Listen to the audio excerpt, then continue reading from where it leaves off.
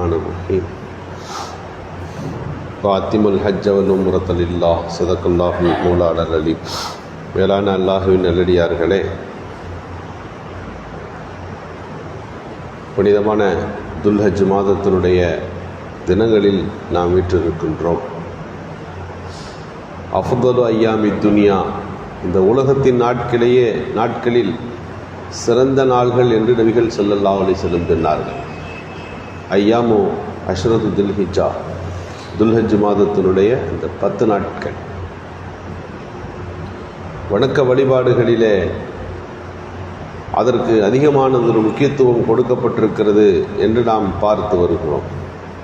துல்ஹஜ் பிறந்து விட்டால் தனித்த நிலையிலோ கூட்டாகவோ தஸ்பீஹுகளை செய்ய வேண்டும்.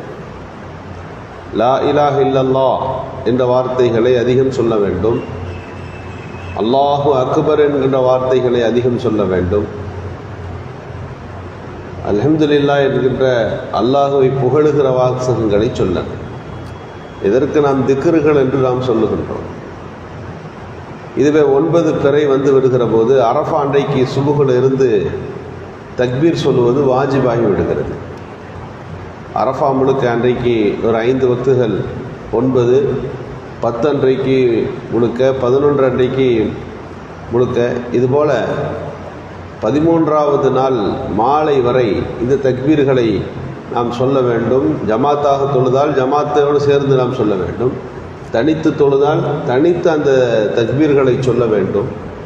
இப்படி 23 வக்துகள் அல்லாஹுடைய அந்த வஹதானியத்தை போற்றுகின்ற வார்த்தைகள், அல்லாஹ் ஒருவன் என்று சொல்லுகின்ற வார்த்தைகள், அவன்தான் வணக்கத்திற்கு தகுதியானவன் என்று அறிவிக்கின்ற அறிவிப்புகள். இது உலகம் முழுக்க இந்த 3 நாட்களில், இந்த 23 வக்துகளில் சொல்லப்படுகின்ற காட்சியை நாம் பார்க்கிறோம். இந்த துல்ஹஜ் மாதத்தினுடைய தொடக்கத்தில் இருந்த அல்லாஹு அக்பர், அல்லாஹு அக்பர், லா இலாஹ இல்லல்லாஹு, அல்லாஹு அக்பர், இந்த வாசகங்கள் இடம்பெறுகிறது.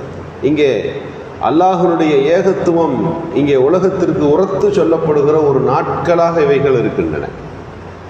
தல்பியா என்று சொல்லுகின்றோமே, அது என்ன அர்த்தம்? லப்பைக் அல்லாஹும்ம லப்பைக், அல்லாஹ்வே இதோ நான் ஆஜராகிவிட்டேன். காபாவை காணுவது கூட நாம் யோசித்து பார்க்கிறோம். அல்லாஹுவை இந்த உலகத்திலிருந்து யாராலும் பார்க்க முடியாது. ஆனால் அல்லாஹுடைய இல்லத்தை எல்லாரும் காண முடியும் அல்லவா? காபா என்பது என்ன? பைத்துல்லா, அல்லாஹுவின் வீடு. அல்லாஹுவை காணுகிற இடத்தில் தான் அந்த காபா இருக்கிறது. இங்கே அதை காண வருகிற லட்சோப ஆஜிகள் இந்த தல்பியாவோடு அங்கே ஒன்று சேர்கிறார்கள். அப்படியானால் அந்த ஏகத்துவத்தை நாம் புரிந்து கொள்ள வேண்டும். இப்ராஹிம் அலைஹிஸ்ஸலாத்துடைய வரலாற்றை இந்த காலத்தில் பேசுகிறோம் என்றால் அது ஏகத்துவத்தை அவர்கள் அங்கே காணுகிறார்கள். ஏகத்துவம்னா என்ன? அவன்தான் படைத்தான், பராமரிக்கின்றான், வணக்கத்திற்கு தகுதியானவன் அவன் மட்டுமே. லா இலாஹ இல்லல்லாஹ்னா அல்லாஹ்வை தவிர வேறு இறைவன் இல்லை என்றால் என்ன அர்த்தம்னா, அல்லாஹ் இருக்கிறான் என்று சொல்ல வருவதல்ல நோக்கம். கடவுள் இந்த உலகத்துக்கு இருக்கிறான் என்று சொல்ல வருவதல்ல நோக்கம். அந்த அல்லாஹ் மட்டுமே வணங்குவதற்கு தகுதியானவன். எவ்வளவோ கடவுள்கள் சொல்லப்படலாம், அல்லாஹ் மட்டுமே வணங்குவதற்கு தகுதியானவன் என்கின்ற இந்த வார்த்தையாளர்கள் தான் தக்பீர்களாக இன்றைக்கு அது சொல்லப்படுகிறது. இப்ராஹிம் அலைஹிஸ்ஸலாம் நம்ரூதுட்டு போய் கேட்டாங்க, அல்லாஹுவை தான் நீ வணங்கணும், உனக்கு மேலே அல்லாஹ் இருக்கிறான் என்று சொன்னபோது அந்த இறைவனுக்கு என்ன சக்தி இருக்குது அப்படின்னு தான் கேட்டான். அந்த இறைவனுக்கு என்ன சக்தி இருக்குது? இப்போ அல்லாஹ்வை புரிய வைக்கணும். எப்படி சொல்கிறது? அந்த இறைவன் தான் உயிர் கொடுக்குறான், உயிரை எடுக்கிறான். அவன்தான் உயிர் தருபவன், அவன்தான் ஒரு உயிரை உடலிலிருந்து எடுப்பவன். இறைவன் என்றால் அந்த தகுதி இருக்கணும். நானும் இறைவன் தான் என்றான். எப்படிப்பான்னு கேட்டப்போ, நானும் உயிர் கொடுக்குறேன், உயிரை எடுக்கிறேன். எப்படி உயிர் கொடுக்குறாய், எப்படி உயிர் எடுக்கிறாய்? 2 பேரை கூப்பிட்டான் கைதிகளில். இப்போ மரண தண்டனை கைதிகளில் 2 பேரை கூப்பிடுப்பா அப்படின்னா 2 பேர் வந்தாங்க. இவனை உடனே தூக்கில் போடு ஒரு ஆளுன்னா, ஒரு ஆளை உன்னை எல்லா குற்றத்தையும் நான் மன்னிச்சிட்டேன், நீ போன்னு அனுப்பிவிட்டேன். அனுப்பிவிட்டு சொன்னான் இப்ராஹிம் அலைஹிஸ்ஸலாம், அதை என் கையில் தான் அவனுக்கு மௌத்து இருந்துச்சு, நானும் உயிர் கொடுத்து அனுப்பிட்டேன். ஒரு ஆளுக்கு மரண தண்டனை கொடுத்துட்டேன். உயிர் கொடுப்பவனும் உயிர் எடுப்பவனும் நானும் தானே. இதுதான் இறைவனின் சக்தி என்றால் அது எனக்கும் இருக்கிறது அல்லவா அப்படின்னு சொன்னவோ, இப்ராஹிம் அலைஹிஸ்ஸலாம் கேட்டாங்க, சூரியன் எங்கே உதிக்குது எங்கே மறையுதுன்னு கேட்டாங்க. அப்போது அது உதிக்கிற இடத்துல நீ மறையவை, அது மறைகிற இடத்துல நீ உதிக்கவை. மேற்கு உதிச்சு கிழக்க மறையும்னா நீ அதை செஞ்சு காட்டு, அதை மாற்றி காட்டு என்று சொன்னார். ஃபபுஹித்தல்லதி கஃபர், ஃபபுஹித்தல்லதி கஃபர், இறைவனை மறுத்த அவன் வாயடைத்து போனான். இன்ன ஃபீ ஹல்கி ஸமாவாத்தி வல்-அர்லி வக்திலாஃபில் லைலி வன்-நஹாரி லஆயாத்தின் லிஉலில் அல்பாப். இரவு பகல் மாறி வருவதிலே, வானம் பூமிகள் சுழலுவதிலே அந்த அல்லாஹ் இருக்கிறான் என்பதற்கு அத்தாட்சிகள் இருக்கின்றன.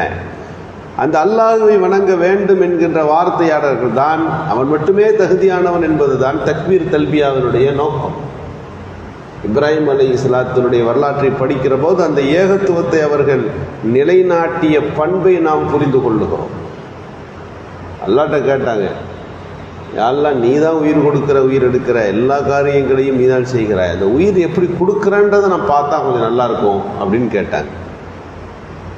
அல்லாஹ் கேட்டால், உங்கள் கல்பு இன்னும் அதில் நிம்மதி பெறலையா, அமைதி பெறலையா என்று கேட்டபோது, இல்லை வலாய்க்கு எதுமை இந்த கல்வி, என் உள்ளம் அதில் ஒரு வகையான நம்பிக்கையை பெற்றுக்கொள்வதற்கு எனக்கு முன்னாடி அதை செஞ்சு காட்டினா நீ தான் உயிர் கொடுக்குறன்றதை ஒன்றும் நான் உரத்து சொல்வதற்கு நன்றாக இருக்கும் என்ற அடிப்படையில் இப்ராஹிம் அலைஹிஸ்ஸலாம் கேட்டபோது அல்லாஹ் சொன்னான், சில பறவைகளை பிடித்து கொண்டு வந்து அவைகளை எல்லாம் வெறும் மாமிச துண்டுகளாக ஆக்கி உன் கையில் வச்சுக்க,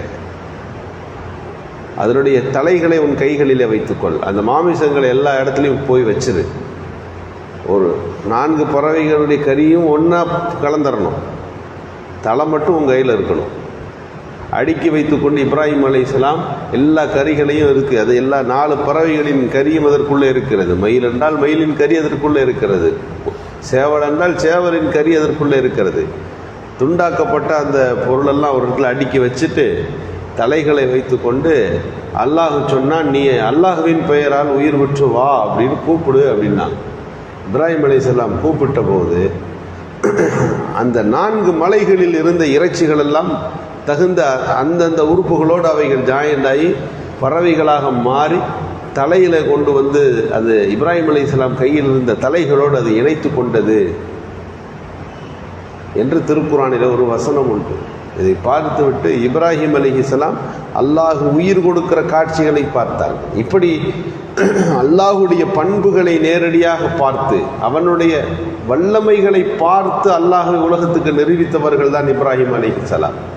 அந்த ஏகத்துவத்தினுடைய உச்ச அளவில் தான் இன்றைய ஐயாமுல் தக்பீருடைய தினங்கள் இருக்கிறது. தக்பீர் தக்பீர் என்று சொன்னால் அந்த ஏகத்துவத்தை நாம் மென்மேலும் வலியுறுத்துகிறோம். அல்ஹம்துலில்லாஹி ரப்பில் ஆலமீன் ஓதுறோம். என்ன அர்த்தம்? அதுதான் தௌஹீது. அகிலத்தை படைத்த ரப்பு அல்லாஹ் ஒருவன் தான். இங்கே தௌஹீது வருது. அர் ரஹ்மான் ரஹீம், அவன் அருளாளனாக இருக்கிறான், கிருபையாளனாக இருக்கிறான். அவனுடைய பண்பு இங்கே சொல்லப்படுகிறது. மாலிக் யௌமித்தீன் என்றாலும் தௌஹீது தான். அந்த ரப்பு தான் நியாய தீர்ப்பு நாளில் அதிபதியாக இருப்பான். இங்கும் அங்கு அல்லாஹ்வை பற்றித்தான் சொல்லப்படுகிறது. இய்யாக நஅபுது வ இய்யாக நஸ்தஈன், அந்த ரப்பாகிய உன்னை மட்டும்தான் வணங்குவேன், உன்னிடம் மட்டுமே உதவி தேடுவேன் என்கின்ற போது அது அல்லாஹ்வோடு சம்பந்தப்பட்ட ஒரு செய்தியாக வருகிறது.